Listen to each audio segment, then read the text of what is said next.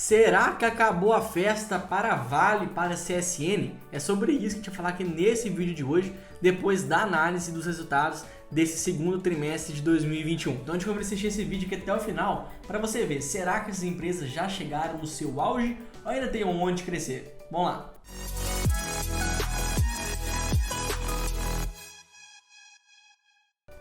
Fala aí, investidor e investidora, tudo bem com você? Aquele velho acordo de sempre. Se você gostar desse conteúdo, desse material, me devolve aqui um like, uma inscrição, porque é assim que você me ajuda a crescer, fechado? Nesse último resultado que a Vale divulgou, a gente viu que mais um avanço muito expressivo. O EBITDA ajustado da companhia ficou na ordem de 59 bilhões de reais, sendo um avanço de mais de 13 bilhões em relação ao mesmo trimestre do ano passado. Realmente um resultado muito assustador, mas que tem todo um cenário que corrobora para esse crescimento.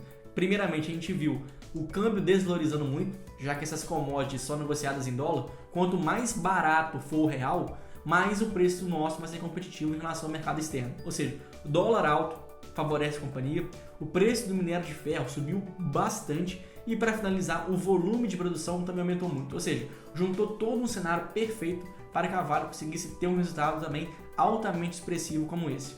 Mas é bom que a gente separe um pouco mais dessa receita, porque a companhia não só ganha dinheiro através do minério de ferro, também existem outras unidades de operação que vêm de níquel, que vêm de cobre, que vêm de carvão, e essas outras unidades ou reduziram, perderam um pouco seu valor em relação ao trimestre passado, ou ficaram praticamente estáveis. Ou seja, esse avanço de 13 bilhões de reais de um ano para o outro foi basicamente todo devido ao avanço do minério de ferro. As outras unidades não conseguiram avançar nessa mesma proporção. Então aqui agora a gente já consegue ligar o nosso primeiro alerta. Até quando a companhia vai ter resultados tão fortes, tão robustos como esse na parte de mineração?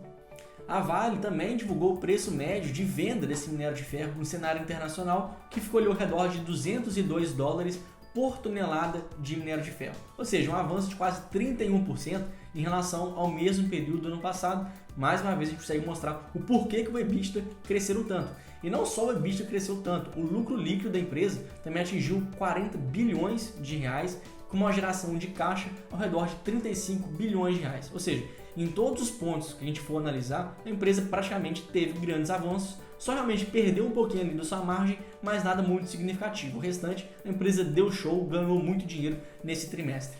E para a CSN não foi nada diferente. Na verdade, foi até melhor. Porque a companhia, além de ter conseguido crescer bastante na sua unidade de mineração, também teve um avanço bem significativo na parte de aço e cimento, que apresentam preços em tendência de alta. Ou seja, existem também outras unidades que conseguiram colaborar para o crescimento de quase 150% que a empresa teve somente na sua receita líquida.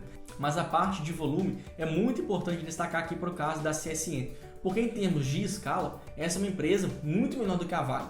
Ou seja, tem equipamentos menores, tem uma escala de produção menor.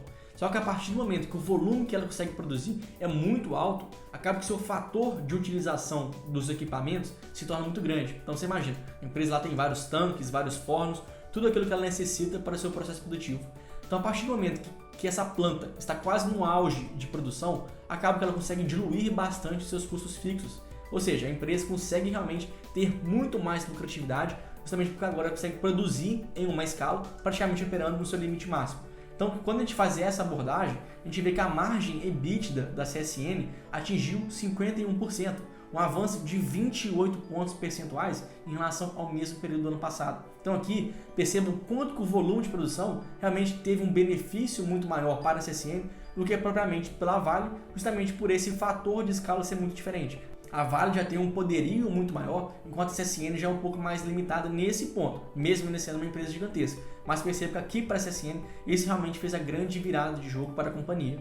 E não foi só a margem EBITDA que também teve um avanço muito expressivo. A margem bruta também aumentou somente nesse trimestre 6 pontos percentuais em relação ao mesmo trimestre do ano passado. Ou seja, em todos os pontos a companhia vem evoluindo muito forte. E aqui mais uma informação, o endividamento da empresa também atingiu níveis bem baixos. Hoje está em 0,6 dívida líquida sobre EBITDA, ou seja, um endividamento totalmente controlado e aqui um belíssimo trabalho da diretoria, porque o que a empresa vem fazendo? Ela vem recomprando vários títulos de dívida que ela tinha no passado, que já tinha um vencimento já mais para o médio e curto prazo, e também tinha um custo da dívida alto, ou seja, tinha encargos muito altos que ela estava pagando nesses últimos tempos. Então a empresa recomprou isso tudo, e agora está emitindo novas dívidas a um prazo de amortização, de pagamento de volta muito longo e um custo de dívida mais barato. Ou seja, a empresa trocou dívidas ruins por dívidas boas e consegue realmente ter um cenário muito favorável para esse pagamento. Então, em todos os pontos, a diretoria da CSN vem conseguindo aproveitar muito bem esse cenário positivo da alta de minério de ferro. Só que é agora que a gente consegue chegar no ponto principal desse vídeo. A gente está vendo que todo esse avanço da CSN e da Vale também conseguiram triplicar, e a CSN até mais do que isso, o preço das suas ações, foi em grande parte pelo aumento do volume de vendas e também pelo fator do minério de ferro hoje está muito mais caro. Inclusive em 2020, isso ficou muito claro para nós durante a pandemia. A gente viu que existia um grande descasamento na cadeia produtiva, faltava matéria-prima para várias indústrias, para vários mercados. Então, se a gente pegar aqui os exemplos do dia a dia, quem trocou de carro ano passado ficou muito evidente. Algumas concessionárias estavam tendo fila para carro de 3, 4 meses, outros carros nem mais achavam porque as indústrias estavam fechando. Da mesma forma, se você quis comprar ali um carro usado, esse carro usado também ficou muito mais caro, justamente porque faltava carro novo no concessionário. Isso tudo porque no passado a cadeia produtiva descontrolou toda e jogou o preço do minério de ferro lá nas alturas. Então, olhando para o gráfico da cotação do minério de ferro ano passado, a gente viu que ele saiu de $70 e chegou até $230 a tonelada, ou seja, mais do que triplicou em um curto espaço de tempo. Só que da mesma forma que ele subiu o preço muito alto, agora que a cadeia produtiva começa a juntar e ficar muito mais coesa, a gente também está vendo quedas rápidas. Então hoje o preço do minério de ferro atualmente está em $191 por tonelada. Inclusive já é menor do que a média do que a empresa negociou no período passado.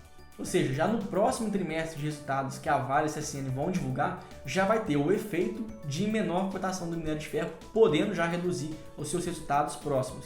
Só que na verdade o cenário ainda pode ficar pior, porque se a gente olhar aqui a cotação do preço futuro, dos contratos futuros de minério de ferro, essa cotação pode chegar até $156 em dezembro desse ano, uma queda de mais de 30% em relação a esse momento atual. Então agora o que a gente poderia fazer é consertar esses múltiplos que a CSN e a Vale possuem, principalmente com o EV sobre EBITDA, considerando agora um novo patamar de preço do minério de ferro para ver qual que seria então o novo cenário que se desenha. Então, consertando esse múltiplo EV sobre EBITDA, a gente ainda conseguiria ver que mesmo reduzindo esse minério de ferro, os múltiplos ainda continuariam menores do que as empresas já negociavam em anos anteriores. Ou seja, aqui mostra para a gente alguns pontos. Essas duas empresas, a CSN e a Vale, não só melhoraram bastante por causa do preço do minério de ferro, mesmo que esse seja o fator principal, mas também as empresas melhoraram operacionalmente e melhoraram sua saúde financeira.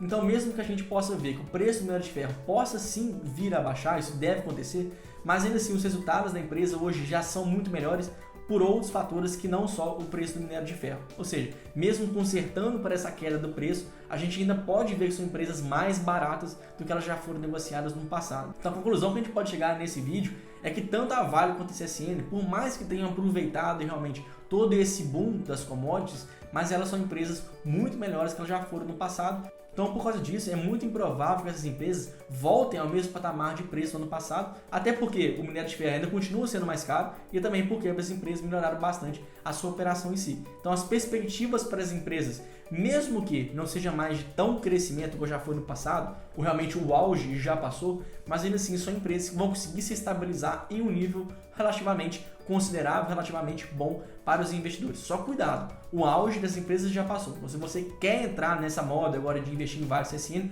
cuidado, porque as empresas talvez, já no curto prazo, ninguém nunca sabe, mas talvez elas não vão mais conseguir crescer, talvez só de estabilizar. Então, se você gostou desse vídeo, se você agora entende um pouco mais sobre o cenário que se desenha para a Vale e CSN, deixe aqui nos comentários o que você achou desse conteúdo. Eu espero você lá no próximo vídeo. Muito obrigado!